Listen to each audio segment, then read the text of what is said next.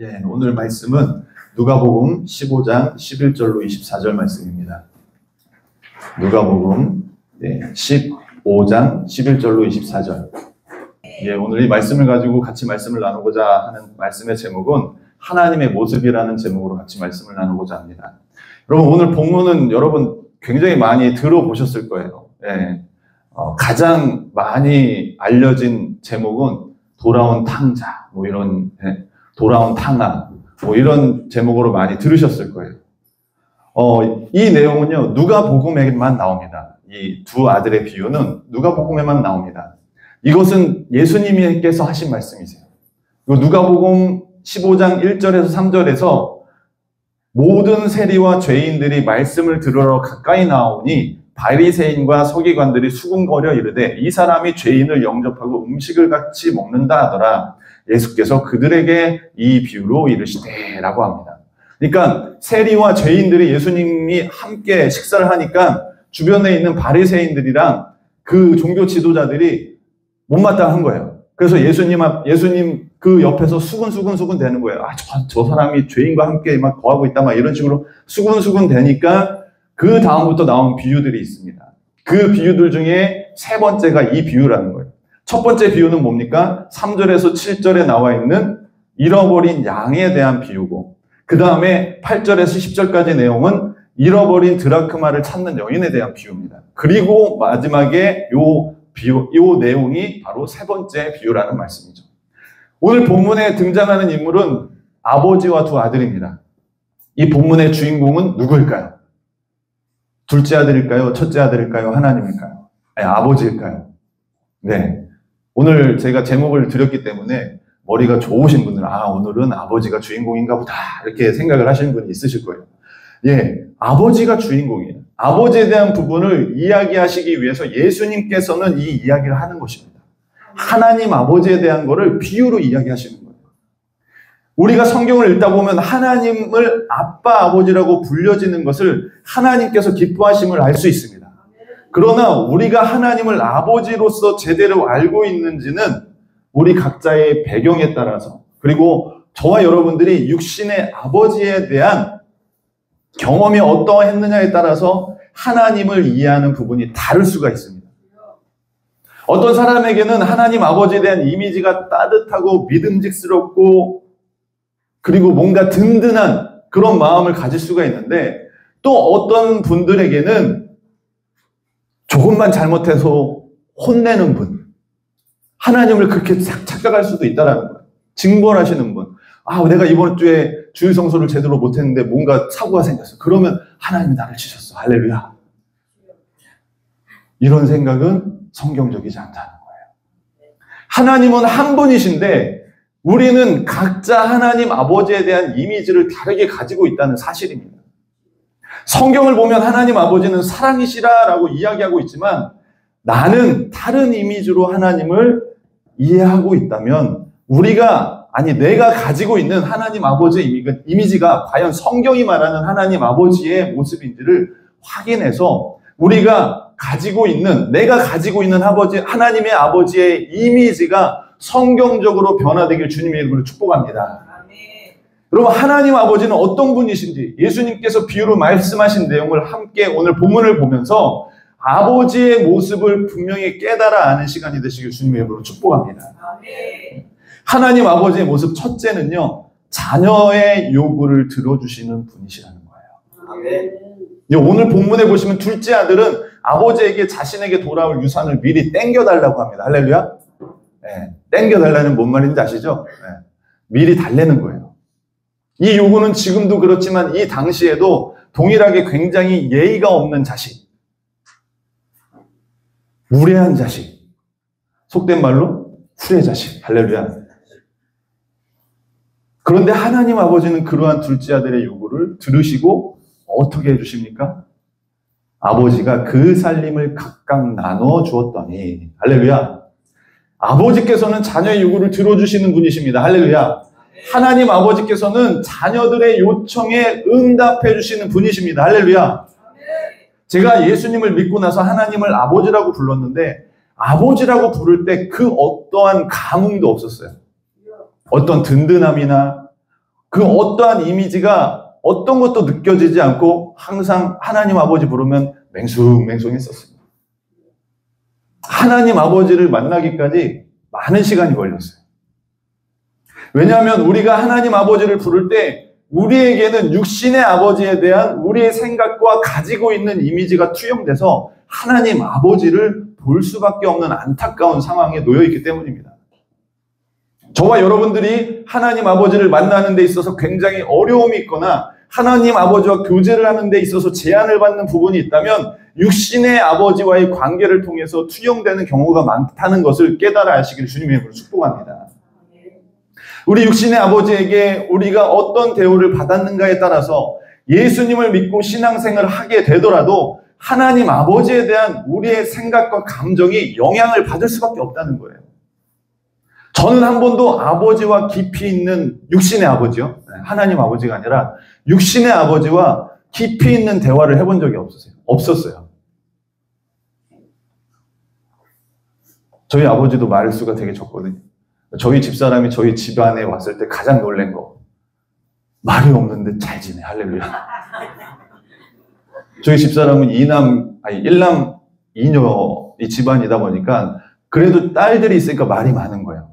근데 저희 집은 삼형제에 어머니 혼자에 아버지 말 없죠. 삼형제 말 있겠어요? 말 없죠.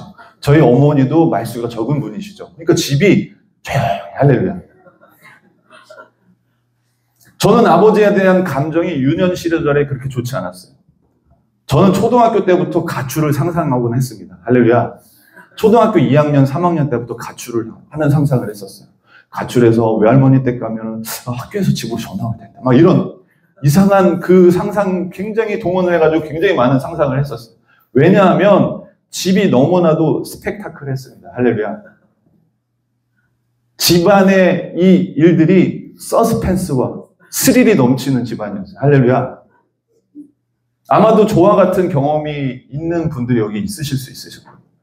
아버지가 집에 들어오기 전에 잠드는 것이 저의 가장 큰 소망이었어요. 유년 시절에. 왜냐하면 아버지가 들어오시면 액션 영화가 시작됩니다.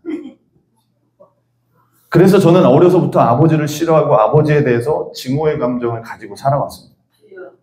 그래서 하나님을 만날 때 하나님을 아버지라고 부를 때 어떤 감정도 생기지 않고 항상 맹숭맹숭한 거예요. 전혀 나랑 관계가 없는 멀리 계신 분. 이렇듯 우리는 하나님 아버지에 대한 이미지, 감정 등등이 우리의 육신의 아버지에게 받았던 경험들이 우리가 하나님을 제대로 보지 못하게 만드는 것들이 너무나도 많다는 것입니다. 하나님 아버지에 대한 성경적인 가르침, 성경에서 말하는 부분보다 내가 육신의 아버지로부터 받은 수많은 경험들이 하나님 아버지에게 투영이 되어서 우리가 하나님 아버지를 제대로 경험하지 못하게 하는 경우가 너무 많다는 거예요. 오늘 분명한 것은 본문에서 보시면 하나님 아버지는 이 후레자식, 무례한 자식의 요구까지도 들어주시는 사랑이 많으신 하나님이라는 거예요. 아멘. 여러분이 생각하는 하나님 아버지의 형상이 오늘 이 시간에 오늘 이 본문을 보면서 이 두 아들을 가지고 있는 이 아버지의 모습을 통해서 하나님의 형상이 회복되시기를 주님의 이름으로 축복합니다. 아멘. 여러분이 경험한 부모님으로 인해서 제한받았던 제한적인 그 하나님의 이미지가 오늘 이 시간 다 깨지기를 주님의 이름으로 축복합니다. 아멘. 하나님 아버지의 모습은 둘째로 우리가 스스로 돌아오기를 간절히 기다리시는 거예요. 아멘. 오늘 본문을 보시면 둘째 아들은 아버지에게 유산을 물려받고 며칠 후에 먼 나라로 날아가서 뭐합니까? 허랑방탕하게 재산을 다 낭비합니다. 한마디로 허망한 것들을 쫓다가 다 씁니다. 그리고 유산을 다 탕진한 후에 그곳에 엄청난 흉년이 들게 되었다고 합니다. 환경과 상황이 엄청난 고난의 시기로 접어든 거예요. 자신이 통제할 수 없는 상황으로 치닫기 시작하는 겁니다. 요즘으로 말하면 IMF나 리먼 브라더스 사태나 기타 등등의 경제 공황과 같은 그런 상황이 놓이게 된 거예요. 그래서 궁핍한 상황 가운데 놓이게 된 것입니다. 그리고 둘째 아들은 돼지치는 일을 할 정도로 완전 밑바닥으로 떨어집니다. 여러분 흔히 투자하는 분들이 이런 말을 해요. 바닥 찍었다고. 근데 좀 있다가 뭐라고 말하는지 아세요? 야, 바닥인 줄 알았더니 지하가 있네. 지하 한 2, 3층, 10층 이쪽으로 떨어진다는 거예요. 그러니까 자기 투자한 금액에서 절반으로 탁 가면은 바닥이다라고 생각했는데 다 잃어버렸어. 바닥이 아니라 지하 10층, 20층까지 떨어진다라는 그런 말을 흔히 합니다. 아마도 이 둘째 아들도 마찬가지일 거예요. 바닥인 줄 알았어요. 자기가 가지고 있는 재산을 다 쓰고 나섰을 때는 바닥인 줄 알았어요. 근데 상황과 환경이 더 바뀐 거예요. 흉년이 들어서 내가 어찌할 수 없는 상황에 놓이게 된 겁니다. 그랬더니 돼지 치는 일까지 갔는데 결국은 돼지 치는 일에서 머무르는 게 아니라 뭐예요? 돼지가 먹는 쥐염 열매를 먹을 정도의 상황까지 돼버린 거예요. 더 이상 자신의 힘으로 살아갈 수 없는 상황이 되니까 결국은 아버지의 집으로 돌아갈 생각을 하게 됩니다. 여러분, 하나님이 고난 주시기 전에 스스로 돌이키시길 주님의 이름으로 축복합니다. 맞고 오지 마세요. 스스로 돌이키면 하나님 축복이 임합니다. 할렐루야. 그리고 자신은 아버지의 집에 하인 중에 하나로 여김을 받는 것으로도 감사하겠다고 생각하고 다짐하고 아버지께로 돌아갑니다. 아버지께 돌아가는데 아직도 거리가 저 먼데 둘째 아들을 보고 치근히 여겨 달려가 목을 안고 입을 맞추시는 분이 누구예요? 하나님 아버지. 여러분, 이 구절을 보면 뭐가 생각나요? 뭐가 상상이 되십니까? 여기 보시면 아직도 거리가 먼데, 한마디로 한 100m, 200m 밖에서 아직도 거리가 먼데 누군가 걸어오는 거예요. 걸어오는데 둘째 아들이 자신을 떠나고 나서 이 아버지는 매일매일 아마 마을 어귀에서 오늘이나 올라나 내일이나 올라나 하면서 항상 그 자리에서 기다리셨을 거예요. 근데 거리가 먼데 아버지가 그를 보고 치긴 여겨 뭐 했다고요? 걸어오셨대요? 양반 뒷짐지고 걸어오셨답니까? 뭐래요? 달려가. 할렐루야. 하나님의 마음은, 하나님의 모습은 저와 여러분들 죄인을 향해서 달려가시는 분이에요. 할렐루야. 여러분, 어떤 외경에서는요, 예수님이 십자가 질 때 달려갔다는 표현도 가끔 썼어요. 극적으로 표현하시기 위해서. 아직도 거리가 먼데 아버지께서 둘째 아들의 모습을 보고 달려갔다는 거예요. 여러분, 근데 생각해 보세요. 둘째 아들이 모든 걸 다 잃었다면 몰골이 어땠을까요? 아들의 몰골이 아버지 집을 떠날 때의 몰골이었을까요? 완전히 노숙자 같은 몰골이지 않았을까요? 아마도 모든 것을 잃어버린 사람에게 노숙자의 모습, 거지, 옛날 어르신들 말로 거지 깽깽이 모습, 그런 모습이지 않았을까요? 지나가면은 냄새가 날 정도의 그런 노숙자, 그런 모습으로 아버지에게 돌아가는데 거리가 먼 곳임에도 불구하고 아버지가 이 둘째 아들의 걷는 모습만 보고, 할렐루야. 여러분, 자녀가 있는 분들은 아실 거예요. 자녀가 저 멀리 있어도 내 자녀인지 눈에 들어와. 할렐루야. 걷는 게 어쩌면 지 애비 닮았는지, 걷는 게 어쩌면 지 엄마 닮았는지, 그냥 멀리서만 봐도 보여. 분장을 해도 보여. 할렐루야. 그런 거예요. 멀리 있는데 아버지가 그 자식의 모습을 분별한 거예요. 거렁뱅이가 하나 걸어오는데 내 아들 같아. 달려가서 뭐 했다는 거예요? 목을 안고 입을 맞췄대요. 여러분에게 달려가시는 아버지의 모습, 저와 여러분에게 달려오는 아버지의 그 모습을 보실 수 있는 저와 여러분이 되시길 주님의 이름으로 축복합니다. 하나님 아버지께서는요, 한 영혼이 돌아오는 것을 천하보다 더 귀하게 생각하시는 분이십니다. 할렐루야. 우리가 하나님 아버지 앞에 스스로 돌이켜서 돌아오기를 간절히 저 거리가 먼데도 매일매일 자나깨나 오늘에나 올래나 내일에나 올래나 돌아올 것을 기대하면서 기다리시는 하나님의 모습을 기억하시기를 저와 여러분들에게 그 아버지의 모습이 오늘 이 본문을 통해서 입체적으로 상상되어지고 기도할 때마다 이 모습이 떠오르길 주님의 이름으로 축복합니다. 하나님은 사랑이세요. 하나님은 자신을 찾고 찾는 자에게 만나주시는 사랑의 하나님이십니다. 자신의 독생자를 희생시킬 정도로 인간을 사랑하시는 분이심을 분명히 깨달아 아는 저와 여러분들 되시길 주님의 이름으로 축복합니다. 아멘. 마지막으로 하나님 아버지의 모습은 셋째, 우리에게 좋은 것으로 입혀주시고 하나님의 자녀로 선포해 주시는 분입니다. 아멘. 여러분, 둘째 아들이 21절에 이렇게 말합니다. 아버지, 내가 하늘과 아버지께 죄를 지었사오니 지금부터는 아버지의 아들이라 일컬음을 감당하지 못하겠나이다.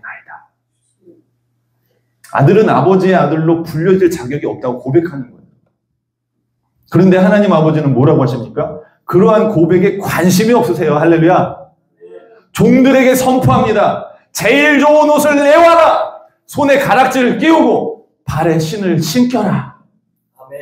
여러분, 이러한 표현은요, 아버지는 노숙자와 같은 모습의 둘째 아들에게 자신이 말했던 것처럼 죄를 지어서 아버지의 아들로 일컬음을 받지 못하겠다는 둘째 아들에게 자신의 권위를 다시 한번 입혀주는 거예요. 아멘.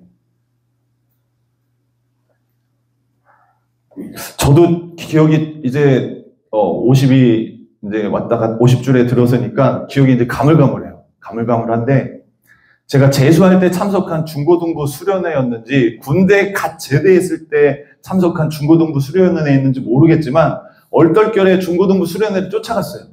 그래서 그 중고등부 수련회 때 초등부 여자애를 이렇게 좀 케어하고 이렇게 돌보는 일이 있었는데, 그때 저녁 예배 때 뒷문을 열고 들어갔어요.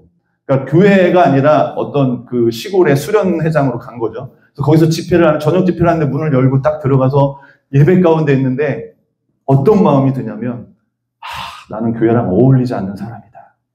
이런 마음이 갑자기 확 올라오는 거예요. 그러면서 제가 어떻게 했는지 아세요? 그 예배당을 나와서 뛰쳐나왔어요. 나는 어울리지 않는 사람이라고. 교회에 어울리지 않는 사람이라고. 내 자신이 정말 교회를 다닐 수 없는 죄인이라서 나는 교회와 어울리지 않는 사람이라는 이 정죄감이 갑자기 나에게 확 오면서 내가 그 자리에 있지 못하는 거예요. 나는 교회랑 어울리는 사람이 아니야 하면서 예배 장소를 뛰쳐나갔어요. 그리고 한참 배회했습니다. 저의 죄가 주홍빛 같아서 도저히 하나님 아버지 앞에 있을 수 없는 것 같은 느낌을 여러분 경험해 보신 적이 있으십니까? 저는 그 경험이 있어요. 못 있겠는 거예요. 여기에 나는 어울리는 사람이 아닌 것 같아요. 내가 여기 있어야 할 장소가 아니라는 생각이 드는 거예요. 그런 엄청난 죄인이라는 사실로 짓눌린 이 자아가 예배당에 있을 수 없는 거예요. 그 수련회 때 그런 마음이 있었는데, 그 수련회 그 마지막 집회였는지 다른 집회였는지 모르겠지만 어느 순간 예배 가운데 그래도 꾸역꾸역 어쨌든 붙들고 있었어요. 할렐루야. 자리를 떠나지 마십시오. 여러분, 승리하는 자가 이기는 게 아니라 버티는 자가 이기는 겁니다. 할렐루야. 역사는 누가 쓰는지 아세요? 승리한 사람이 쓰는 게 아니라 버텨서 남는 사람이 쓰는 거예요. 여러분, 하나님의 역사 안에서도 끝까지 자리를 버티는 저와 여러분이 되시길 주님의 이름으로 축복합니다. 예배 가운데 갑자기 하나님 아버지께서 저를 자녀 삼아주셨다는 거예요. 할렐루야. 오늘 이 본문 말씀처럼 돌아온 탕자가 하나님, 나는 죄인이기 때문에 나는 하나님 아버지의 집에 품꾼과 같이 여겨주십시오 하는데, 하나님께서 너는 내 아들이다. 할렐루야. 손에 가락지를 끼워주시고 옷을 입혀주시고 신을 씻겨주시는 거예요. 여러분요, 이거는요, 이 옷을 입혀주신다, 손에 가락지를 끼워주신다, 신을 씻기신다, 이건 뭐예요? 전체적으로 다 권세를 회복해 주신다는 거예요. 죄로 인해서 더럽고 추한 저를 오늘 본문의 아버지가 둘째 아들에게 제일 좋은 옷을 입히고 손에 가락지를 끼우고 신을 신기면서 자기의 자녀 삼아주셨다는 사실처럼, 저에게도 동일하게 하나님께서 죄인일 때, 죄 가운데 내가 이곳에 어울리지 않는 사람이라고 느낄 때, 정죄감에 쌓여 있을 때 하나님께서 찾아오셔서 너는 내 아들이야 라고 선포해 주십니다. 예수님의 십자가 사건으로 우리의 모든 죄를 담당하셨다는 사실, 나의 죄를 담당하셨다는 사실을 깨닫게 되니까 하나님의 자녀라는 것을 깨닫게 되니까 엄청난 은혜가 오기 시작하는 거예요. 할렐루야. 하나님 아버지는 저와 여러분이 하나님께 돌아올 때, 우리의 죄를 진정으로 회개할 때, 우리의 모습이 어떤지에 상관하지 않으시고 관계 없으세요. 돌아오시기만 하면 하나님은 모든 것을 회복시켜 주신다는 사실을 기억하시길 주님의 이름으로 축복합니다. 여러분이 탕자의 비유는요, 아버지의 마음을 선포해 주십니다. 하나님 아버지가 어떤 사람을, 누구와 함께 하길 원하시는지. 여러분 1절에서 3절에 세리와 죄인들과 바리새인과 종교 지도자들이 나와요. 이 둘을 비교하면서 잃어버린 양 얘기하고 잃어버린 드라크마 얘기하고 마지막에 이 탕자의 비유를 얘기하시는 거예요. 그럼 누구를 대상으로 누구에게 얘기하는 거겠어요? 나는 누구와 함께 하길 원하는지를 분명히 이야기하는 겁니다. 깨진 심령들, 가난한 심령들, 하나님이 필요하다고 외치는 사람들에게 나는 그들과 함께 해주고 나는 그들에게 하나님의 자녀의 권세를 회복시켜 주리라. 할렐루야. 저와 여러분들 하나님의 모습이, 이런 하나님의 모습이 회복되는 일들이 있기를 주님의 이름으로 축복합니다. 기도하겠습니다. 이 시간 기도할 때 하나님, 내 안에 하나님의 모습들이 어그러진 것들이 있다면 하나님 이 시간 깨트려 주십시오. 하나님, 내 안에 하나님 아버지에 대해서 생각하고 내 안에 잘못 하나님의 모습이 자리 잡고 있는 모습들이 있다면 그 사랑이 많으시고 사랑이 깊으신 그 하나님의 모습이 파괴되어 있다면 하나님 이 시간 회복되길 원합니다.